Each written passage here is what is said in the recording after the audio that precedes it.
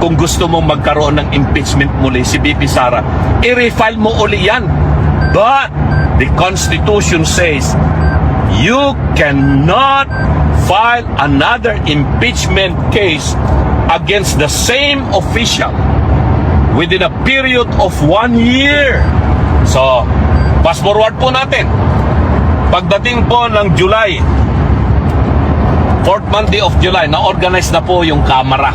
May speaker na, meron ng mga officialis, Secretary General, Majority Leader. Yan yung mga importanteng mga posisyon na kailangan ma-approve kagad para makapagtrabaho. Tapos, syempre, ayan na, Chairman ng Committee on Justice.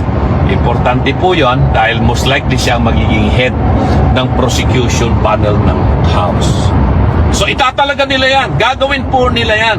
Ang question ba, itong bagong membro ng Kongreso, itong Kamara de Representante, na magtatalaga ng mga prosecutor to be headed more particularly by the chairman or chairperson of the Committee on Justice.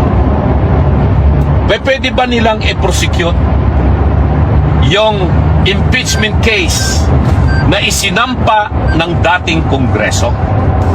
Hindi pwede, mga minamahal na kababayan. Kasi yung impeachment case na kanilang isinampa, ginawa po yan ng papaalis ng Kongreso, yung dating Kongreso. And all pending matters in the House of Representatives, bills, resolution, or any other matter for that purpose, including the impeachment case that was filed, transmitted, and referred to the Senate of the Philippines, is a pending matter that is also considered automatically terminated when Congress goes in recess sine die on June 30. Kaya itong bagong Kongreso, hindi siya pwedeng mag-prosecute ng isang bagay na non-existent na. Wala na yun eh. Ano pag i-prosecute mo kung yung dating isinampa ay wala na? Dahil yung final na impeachment case, ang nagsampa po niyan ay yung dating Kongreso. So you cannot prosecute something that is already non-existent pursuant to the rules that the House of Representatives is not a continuing body, it's not a continuing institution, and all pending matters in the old Congress are automatically terminated. Kaya nga po, yung mga nakabinbin na mga panukalang batas po dyan, kailangan mong i-refile muli. Lahat ng mga resolutions, kailangan mong i-refile muli. The same case, the impeachment case that was filed by the old Congress and referred to the Senate was a product of the old Congress. Then you have to refile it. Kung gusto mong magkaroon ng impeachment muli si VP Sara, i-refile mo uli yan. But the Constitution says you cannot file another impeachment case against the same official within a period of 1 year. Within a period of 1 year from the time that the impeachment case has been officially acted upon.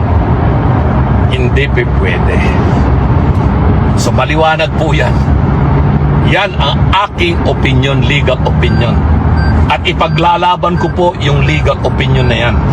As a taxpayer myself, bilang isang mamamayan na nagbabayad ng buwis, sa bawat bili ko po ng gasolina, sa bawat bili ko po ng kape na iinumin ko, o sa bawat bili ko po ng bottled water na iinumin ko, o sa bawat subo ko ng bigas na napakamahal, nagbabayad po ako ng buwis.